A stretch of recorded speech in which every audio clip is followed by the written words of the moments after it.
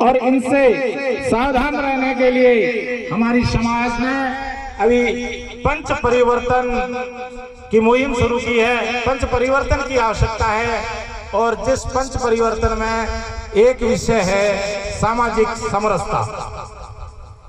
सामाजिक समरसता का अर्थ समाज में विभिन्न जातियों, धर्मों और वर्गों के लोगों के बीच एकता और समरसता की भावना हो। लोग एक दूसरे से मिलजुल कर एक दूसरे के विचारों, भावनाओं का सम्मान करते हुए समाज के विकास में योगदान करें। सामाजिक समरसता का मूल मंत्र समानता है। सामाजिक समरसता का मूल मंत्र समानता है, जो समाज में व्याप्त सभी प्रकार के भेदभाव, असमानताओं को जड़ मूल से नष्ट कर नागरिकों में परस्पर प्रेम और सौहार्द में वृद्धि तथा सभी वर्गों में एकता का संचार करती है। हम लोगों में समानता होगी तो ये सब हो पाएगा। सनातन संस्कृति में हमारी जो संस्कृति है, भारत की सनातन संस्कृति, अभी मैडम ने पहले बताया था कि सनातन संस्कृति, सनातन का अर्थ है जिसका ना तो कोई आदि है ना कोई अंत है। हमारी सनातन संस्कृति में जाति, वर्ग, वर्ण, समुदाय, कुल, वंश, रंग इत्यादि किसी प्रकार के आधार पर भेदभाव जैसी किसी व्यवस्था के प्रचलन का प्रमाण पत्र हमारी संस्कृति में नहीं है। फिर भी झूठा प्रचारित किया गया कि कुछ वर्ग के लोगों के साथ भेदभाव है, अन्याय हुआ, उन्हें मूलभूत सुविधाओं से वंचित रखा गया, जबकि इसके विपरीत सनातन संस्कृति में मूलतः कर्म ही वर्ण व्यवस्था का केंद्र बिंदु था। हमारे ज्ञानात्मक चेतना के अक्षर स्रोत वेद, जो हमारे 4 वेद है, उस वेदों में संपूर्ण सृष्टि को एक परिवार माना गया है और संकुचित भावों के लिए कोई स्थान हमारी संस्कृति में नहीं है। आय निज परो गणना लघु चेत साम उदार चरिताना तो वसुधैव कुटुंबकम, यानी पूरी पृथ्वी हमारा परिवार है, हम एक ही परिवार के सदस्य हैं। गीता में श्री कृष्ण भगवान कहते हैं कि मैंने गुण एवं कर्म के आधार पर सृष्टि में 4 वर्ण बनाए हैं, ब्राह्मण, क्षत्रिय, वैश्य और शूद्र। इनकी रचना कर्म के आधार पर की है। चतुर्वर्णे मया सृष्टिम गुण धर्म विभाग से, यानी गुण धर्म के अनुसार उनका विभाजन करके 4 वर्ण हमें बनाए गए हैं। और कृष्ण भगवान की सामाजिक समरसता का उदाहरण, कृष्ण भगवान 3 त्रिलोकी के नाथ, 3 लोक के राजा थे, परंतु उनका मित्र जो एक गरीब ब्राह्मण था, परंतु जब वो राज दरबार में कृष्ण भगवान के दरबार में पहुंचे तो खुद कृष्ण भगवान चल के मुख्य गेट तक उसके सामने गए कि मेरा मित्र सुदामा आया है, और उसे गले लगाया और ले जा करके सिंहासन पर बैठा करके उनके पैर धोते हुए उनका मान सम्मान किया, उनको दक्षिणाएं दी। तो ये समरसता के उदाहरण कृष्ण भगवान के जीवन के। और हमारे विष्णुई धर्म के संस्थापक गुरु जम्बेश्वर भगवान ने भी अपनी वाणी में हमें कहा है कि उत्तम कुली का उत्तम न होइबा कारण क्रिया स्वरूप, यानी उत्तम कुल में जन्म लेने से कोई व्यक्ति उत्तम नहीं हो सकता। उसके कर्म कैसे है, उसके कार्य कैसा है, उसके आधार पर ही उनका निर्धारण किया जाता है। तो जाम्बोजी महाराज ने भी कर्मों पर विशेष महत्व दिया है। यहाँ पर जातिगत भेदभाव का लेश मात्र भी संकेत हमारे शास्त्रों में नहीं है।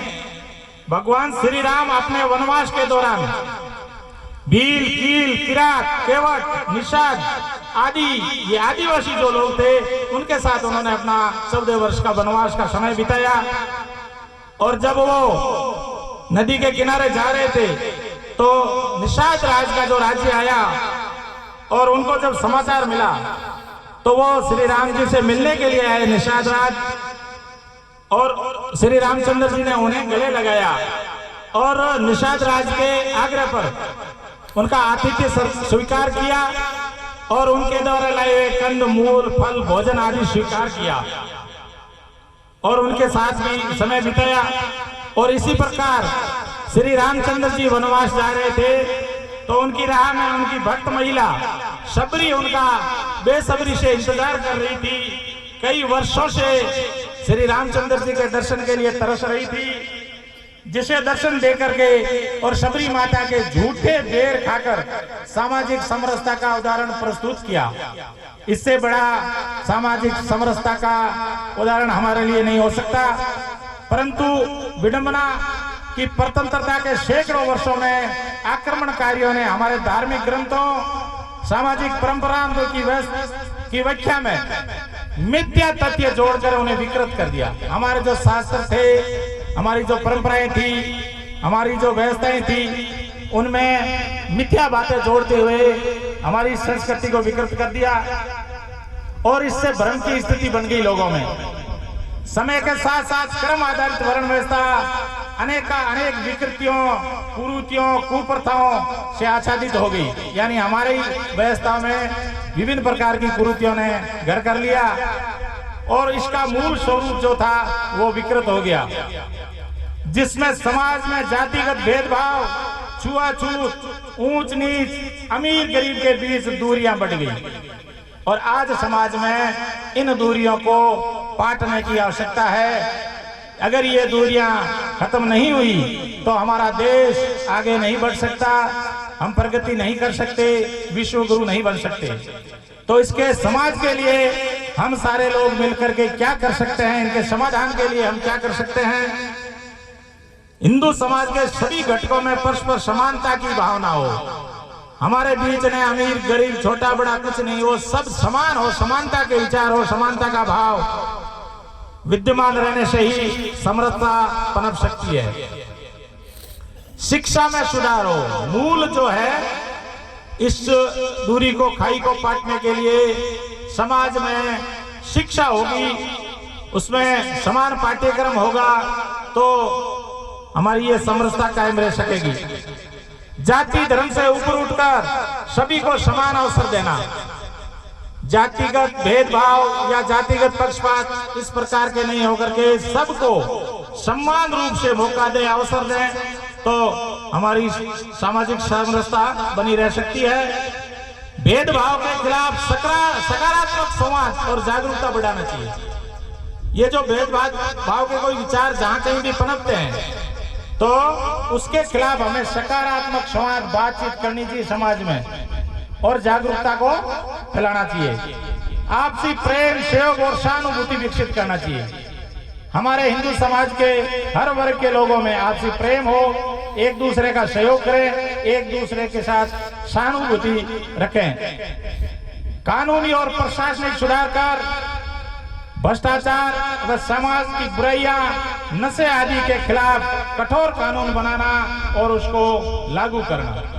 जो समाज में कुरीतियां हैं, नशे की प्रवृत्ति जो आ रही है, इसे दूर करने के लिए कठोर कानून की आवश्यकता है, समाज के सहयोग की आवश्यकता है और इसके खिलाफ हमें आंदोलन करने पड़ेंगे।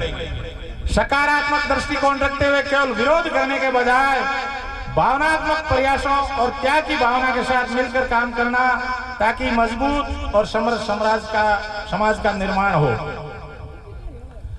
इन सभी उपायों से जातिगत भेदभाव, ऊंच नीच, अमीर गरीब, छोटा बड़ा